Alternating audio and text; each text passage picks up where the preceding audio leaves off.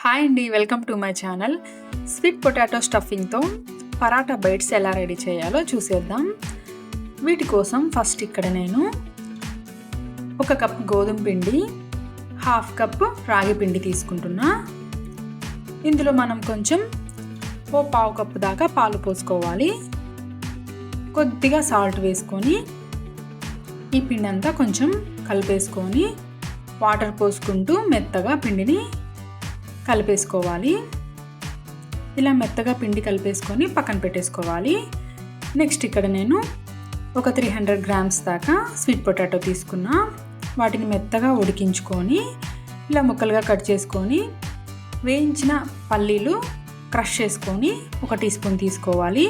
Next కారం 1 tea spoon, 1/2 tea spoon జీరా powder వేసుకోవాలి. Chaat masala 1/2 tea spoon వేసుకోవాలి. కొత్తిమీర కొంచెం ఎక్కువ తీసుకోవాలి. కొత్తిమీర సన్నగా కట్ చేసుకొని ఇలా వేసేసుకొని 2 టేబుల్ స్పూన్ల నువ్వులు తీసుకున్నా. ఇక్కడ నేను ఒక 1/2 లెమన్ పిండుకోవాలి. పిండేసుకున్న తర్వాత లైట్గా సాల్ట్ వేసేసుకొని ఇదంతా నీట్గా కలిపేసుకోవాలి. ఇలా నీట్గా కలిపేసుకొని పక్కన పెట్టేసుకోవాలి. ముందుగా మనం పిండిని ప్రిపేర్ చేసుకున్నాం కదా, అది కొద్దిగా తీసుకుంటూ ఇలా నీట్గా రోటీలాగా పెద్దగా ఒత్తేసుకోవాలి. ఈ రోటీని అంతా పల్చగా ఇలా చేసుకున్న తర్వాత మనం స్టఫింగ్ ప్రిపేర్ చేసుకున్నాం కదా, దాన్ని ఇలా రోటీ అంతా అప్లై చేసుకోవాలి నీట్గా.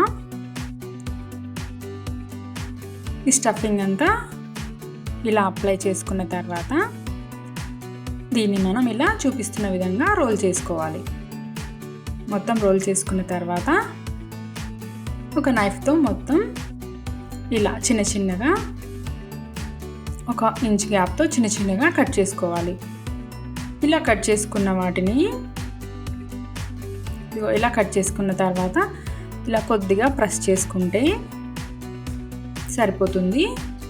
ఇలా అన్నిటినీ నీట్గా ప్రెస్ చేసుకొని స్టవ్ వెలిగించుకొని ఒక ప్యాన్ పెట్టుకొని లైట్గా ఆయిల్ వేసుకొని ఇలా మనం ప్రిపేర్ చేసుకున్న ఈ పరాటా బైట్స్ అన్నిటినీ 2 వైపులా నూనెతోటి చక్కగా కాల్చుకోవాలి. ఇలా కలర్ చేంజ్ అయ్యేదాకా నీట్గా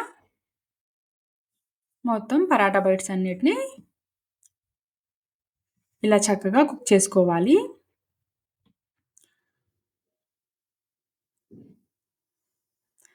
రెండు వైపులా టర్న్ చేసుకుంటూ నీట్గా కుక్ చేసుకుంటే మన sweet potato stuffing paratha bites ready. పిల్లలు చాలా బాగా తింటారు. మీరు కూడా ట్రై చేయండి. Thank you for watching. Please subscribe my channel. Thank you.